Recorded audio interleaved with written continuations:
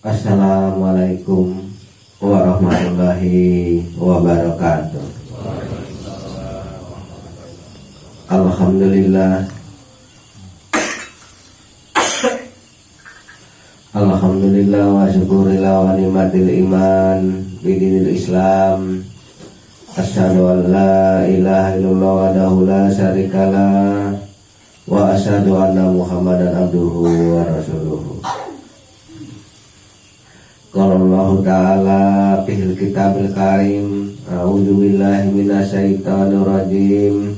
Bismillahirrahmanirrahim. Alastum birabbikum bala ya rabbi syahidna. Sadaqallahul azim. Alhamdulillah, dengan rahmatnya Allah, pada malam hari ini kita masih diberikan kesehatan iman kita, Islam kita, sehingga dapat menghadiri pengajian Ma'rifatullah di Wadah Thoriqat Sakarya Syahid.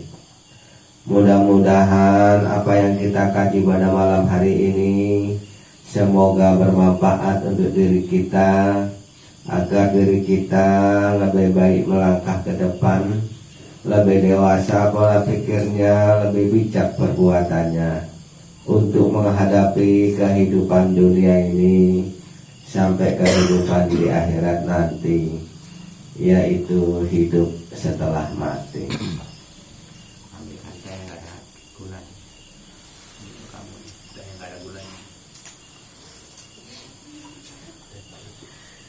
Alhamdulillah, dengan rahmatnya Allah, tadi kagak bacakan Al-Quran dengan berbunyi bahasa Indonesia. Seluruh, bukankah aku ini Tuhanmu? Apa jawab kita semua? Bala ya Rabbi syahidna. Benar ya Allah, kamilah saksinya. Jadi dulu kita di alam ruhnya pohon kayu, ruhnya hewan, ruhnya manusia, ruhnya jin, ruh segala ruh yang ada itu sama. Waktu kita di alam ruh, kita belum kasih jasad. Dikala itu ditanya oleh Allah, Alastum birabbikum, bukankah aku ini Tuhanmu? Kita menjawab, bala ya Rabbi syahidna. Benar, kami menjadi saksinya.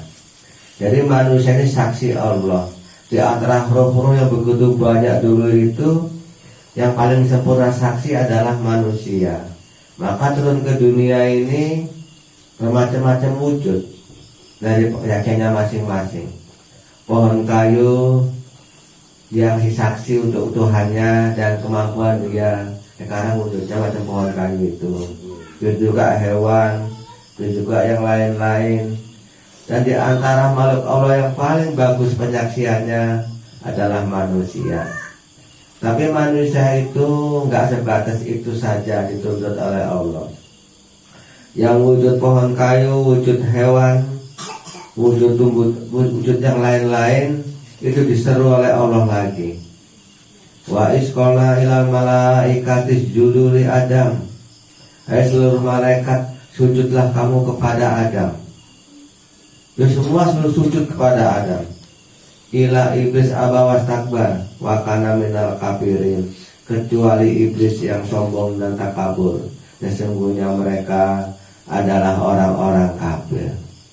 Jadi antara penyaksiannya nggak sempurna, yang wujud di dunia ini nggak wujud manusia, dia nggak sempurna seperti hewan, seperti pohon kayu, disuruh sujud kepada manusia.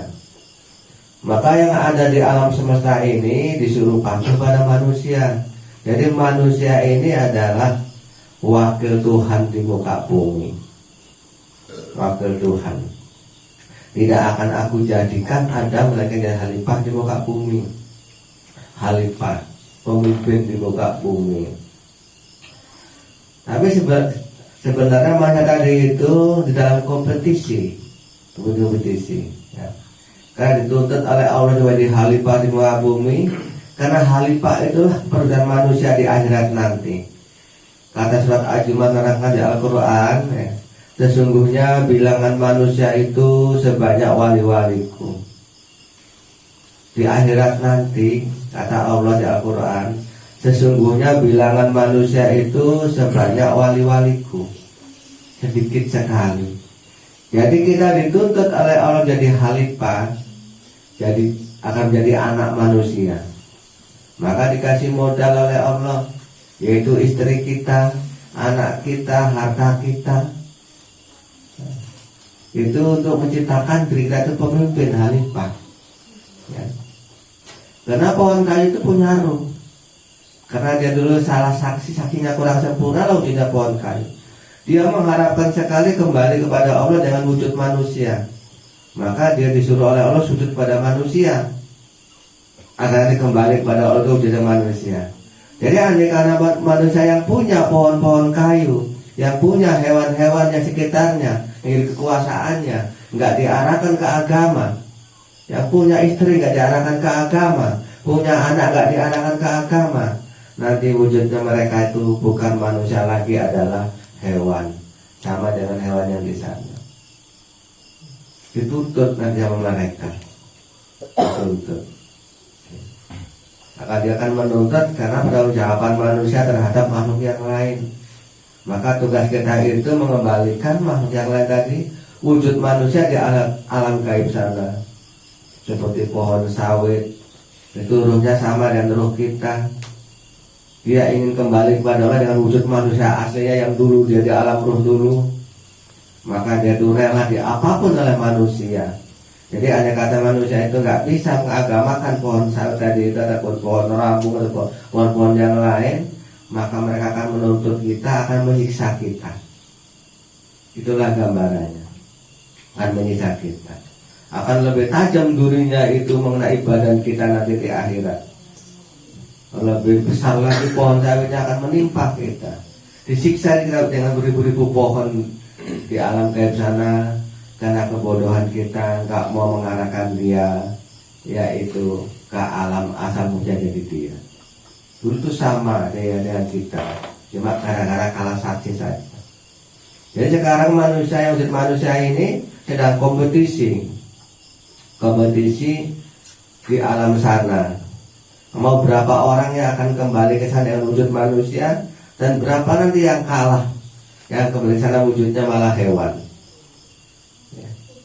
Nanti itu ada sebagian yang dari hewan wujudnya manusia, yang dari manusia wujudnya hewan. Mana hewan wujudnya manusia? Hewan-hewan yang dikorbankan oleh manusia untuk kepentingan agama. Seperti dia itu zakatkan sebagian hewannya untuk kepentingan agama, itu nanti sana wujudnya manusia. Seperti tanam-tanaman, kebun-kebun yang dia punyai, dizakatkan sebagian hartanya untuk kepentingan agama, menolong rasul, itu akan wujudnya manusia. Dan manusia yang gak mau jadi pemimpin, manusia gak mau jadi khalifah, itu nanti wujudnya hewan. Walaupun di dunia ini wujudnya manusia, ketika kembali ke sana wujud dia nanti hewan. Maka sedikit sekali kata Allah di Al-Quran, kata Jumah, sesungguhnya bilangan manusia sebanyak wali-waliku, ataupun sebanyak khalifah-khalifahku. Maka kita sekarang ini ngaji di Sataria ini menciptakan diri kita jadi khalifah di muka bumi. Sekurang-kurangnya itu menghalifahi istri kita, anak kita, dan harta kita. Kalau istri kita nggak mau, anak kita nggak mau kita khalifahi, kita pimpin agama, maka harta kita. Karena kalau harta itu kan nggak mungkin menolak kan, nggak mungkin menolak. Hasil sawitnya sebagian untuk kehidupan kita di muka bumi ini, sebagian itu milik Allah untuk perjuangan agama, digunakan oleh Rasulnya kalau dulu. Sebagian hasil daripada hewan ternaknya itu diagamakan, dikorban, dizakatkan untuk kepentingan Rasulullah zaman dulu. Sekarang para wali-walinya untuk dakwah agama yang kemari menciptakan manusia jadi manusia yang baik. Karena khalifah tadi itu andai kata bisa memimpin umat manusia, itu akan mendapat rahasia Tuhan. Satu manusia itu satu rahasia Tuhan. Al-insanu siri anasiruhu wasifatil agri. Sesungguhnya manusia itu rahasiaku, dan aku rahasianya manusia, sifatnya nggak lain adalah aku juga. Dapat satu orang yang taat beragama, kita bina satu pintu rahasia Tuhan menuju ke Tuhan. Maka kalau makom Nabi itu membutuhkan 14.000 manusia baik dalam didikannya. Kalau Khalifah itu hanya membutuhkan 40 orang baik di dalam agama. 40 pintu rahasia Tuhan menuju ke Allah itu akan pasti kembali kepada Allah. Jadi pintu ke Allah tadi itu yaitu menciptakan, membuka, membelah rahasia Tuhan dalam diri manusia. Dan manusia itu rahasianya Tuhan. Jadi kita wajib jadi khalifah ya. Kalau istri nggak mau, anak nggak mau dipimpin agama, harta nggak punya, orang lain kita pimpin. Orang macam kakak ini ribuan orang kakak pimpin agama, agar mereka tadi itu selamat, kakak pun selamat dalam satu penyaksiannya. Kakak itu ingin pulang ke sana itu dalam wujud manusia.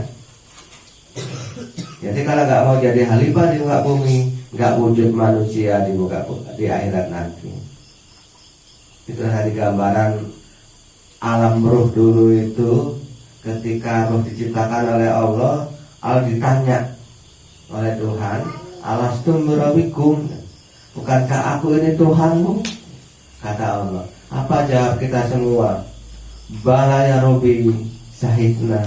Benar ya Tuhan, kami saksinya. Jadi suruh menjadi saksi Allah di kala itu. Yang penyaksiannya paling sempurna adalah yang wujud manusia di muka bumi ini. Yang lain kurang sempurna. Yang lain. Maka yang sempurna tadi itu dijadikan oleh Allah itu pemimpin di muka bumi ini. Memimpin untuk yang lain. Maka jin wajib dipimpin, hewan wajib dipimpin, tumbuh-tumbuhan wajib dipimpin. Yang diwajibkan memimpin itu adalah manusia, agar manusia itu kembali ke sana wujud manusia lagi. Jadi kalau manusia nggak mau memimpin di muka bumi ini, itu mengingkari janjinya Allah. Tidak akan aku ciptakan Adam menjadi khalifah di muka bumi. Di hadapan begitu banyak malaikat, Allah itu bersumpah di hadapan malaikat, tidak akan aku jadikan manusia, melainkan jadi khalifah di muka bumi. Maka ada hukum nikah, ada hukum rumah tangga. Jangan awan-awan kita di dunia ini yang penting senang di dunia, nggak tahu suatu hari nanti akan dituntut oleh roh-roh sekeliling kita. Rohnya bunga, rohnya sawit yang kita tanam, rohnya jagung yang kita tanam, rohnya lembu yang kita pelihara, semua nuntut kita. Kalau mereka gak kembali kepada Tuhannya, karena mereka itu ingin kembali kepada Allah dengan wujud manusia, maka dia itu mengorbankan dirinya untuk kepentingan manusia. Itu pengertiannya begitu. Jadi bisa dimengerti. Jadi roh itu semua dulu sama ya, baik malaikat, baik jin, baik setan, baik tumbuh-tumbuhan, baik hewan, baik manusia, rohnya sama. Cuma kalah penyaksian. Penyaksian. Ada yang saksinya hanya sekedar saksi. Tapi manusia itu dari saksi pertama, kunci adanya Tuhan manusia itu. Saksi pertama, saksi Tuhan yang pertama kali. Maka wujudnya kita punya paling sempurna. Lalu kita dikasih oleh Allah itu untuk menggunakan, untuk saja dikasih oleh Allah akal ya. Masyarakat itu bisa menjadi khalifah di muka bumi, pemimpin di muka bumi. Maka manusia itu dihitung dengan kepalanya, bukan ekornya. Berapa kepala rumah tangga begitu kan? Enggak berapa ekor kan, enggak gitu kan? Jadi kalau kita ngekor, kita jadi kepala mana kan? Ngekor aja, ngikut aja. Macam mana kira-kira? Kan sedih nanti. Jadi berusahalah kamu, berusaha. Yang masih remaja, yang agak rumah tangga, ingat dirimu itu khalifah. Kalau nggak mau rumah tangga, dakwah agama. Nak seperti Ishak contohnya. Walaupun dia itu anak muda, nggak menikah, tapi dia punya pengikut. Nabi Isa itu contohnya di Al-Quran. Kalau dia ada orang miskin, itu contohnya Nabi Ayub dakwah agama. Kalau dia ada orang kaya, raja, itu Nabi Sulaiman itu contohnya. Nggak ada manusia yang ingin kembali pada Allah yang wujud manusia itu yang nggak dakwah agama, yang nggak jadi khalifah, nggak ini pemimpin. Semua ingin jadi pemimpin. Kemampuannya masing-masing. Karena Allah itu Maha tahu kemampuan manusia itu terbatas, maka Allah beri modal, yaitu istri dan anak dan harta yang kamu punyai. Kembalikanlah mereka kepada Tuhanmu, agar roh dia nanti wujudnya manusia akan bersyukur kepada jadi pengikutmu. Nanti apa yang kamu inginkan di sana dia layani, seperti di dunia ini. Apa yang kamu inginkan dia beri. Kamu ingin rambutan, pohon rambutan memberi kepada kita. Kita ingin makan durian, pohon durian memberi makan kita. Kita ingin duit, pohon sawit mengeluarkan buah yang begitu banyak sehingga kita punya duit. Apa yang kita inginkan ada melalui mereka-mereka. Itulah malaikat-malaikat Allah di akhirat nanti untuk kita semua.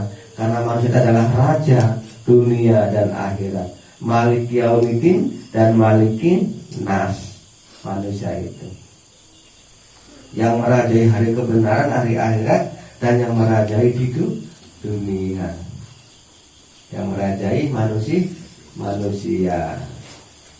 Kira-kira kalau mengerti ya mulai besok dimulailah. Yang pertama kali kamu perankan untuk kekhalifahanmu, itu yang paling payah bukan istrimu, tapi hartamu. Itu paling payah sekali, hartamu. Ingat-ingat balik hartamu itu ada hartanya Allah, harta perjuangan agama.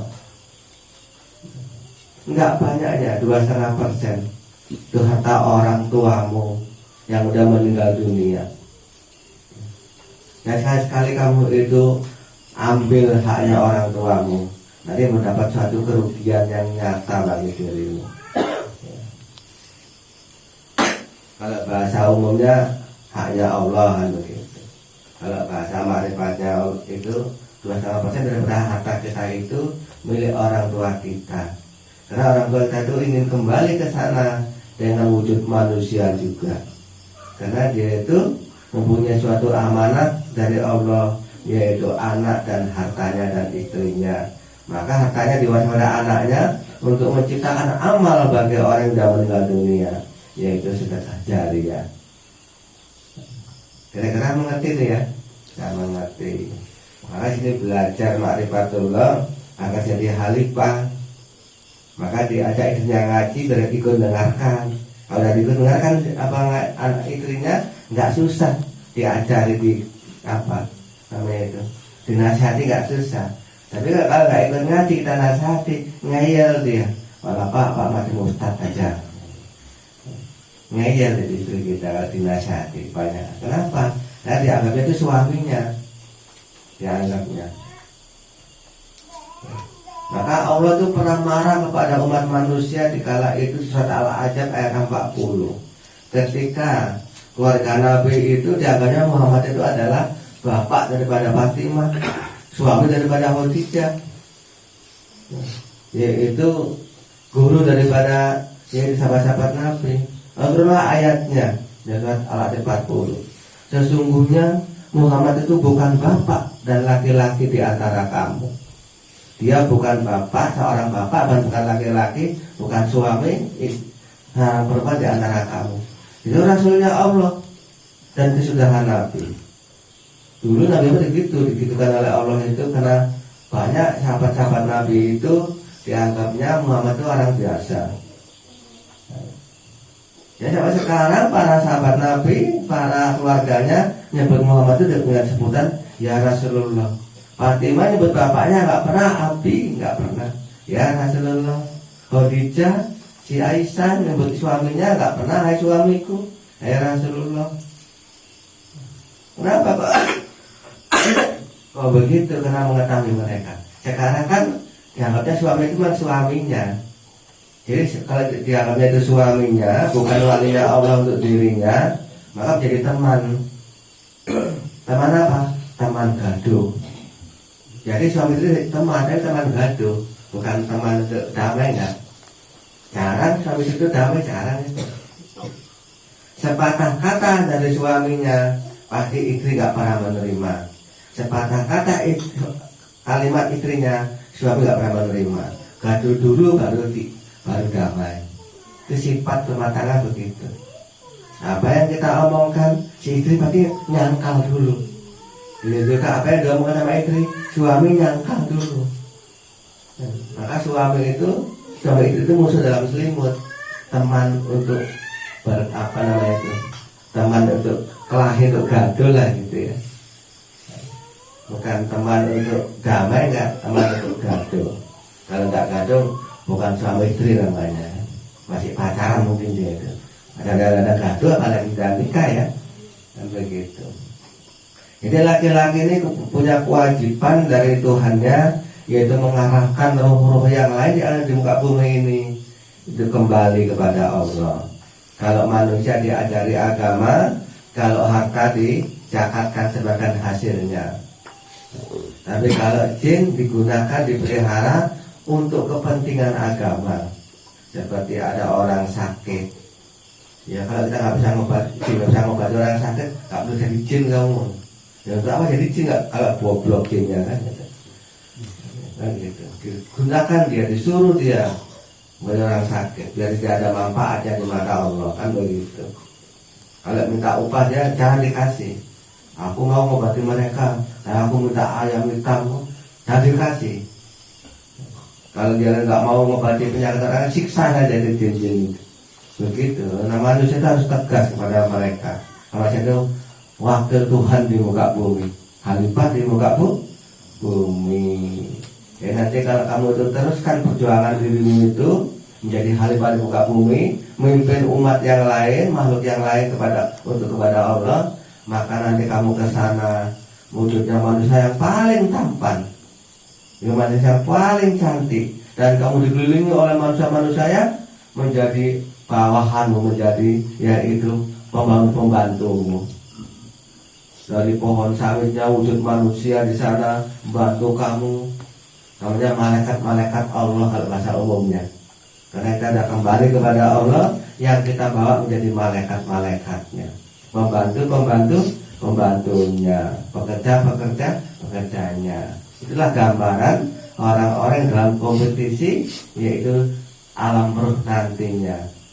Kompetisi masuk alam roh. Karena kita dari alam roh sekarang ada di dunia, disuruh kembali ke alam roh, tinggalkan badan kita menuju ke alam roh. Tapi jangan sampai wujud kita berubah menjadi hewan, karena sifat kita di dunia sifatnya hewan. Kalau bisa kita memakai sifat manusia. Apa sifat manusia? Pemimpin di muka bumi. Lah kita harapkan untuk kita semua jangan sampai lupa diri kita. Sama-sama kita tuh ngaji, sama-sama menciptakan diri kita yang terbaik di muka bumi ini.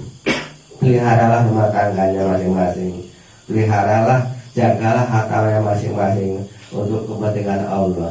Insya Allah kamu akan selamat dunia dan akhirat, akan mendapatkan surga dunia dan akhirat, rumah tangganya sakinah mawaddah, dan di akhirat yang mendapat surga yang baik, ya. Surga yang baik yaitu surga Baitul Mahmur. Itulah harapan kakek kepada kamu semua. Mungkin pada malam hari ini kakek utarakan untuk kita semua. Agak tutup dengan doa. Assalamualaikum warahmatullahi wabarakatuh. Waalaikumsalam warahmatullahi wabarakatuh. Alhamdulillah Bapak Ibu kami sekalian,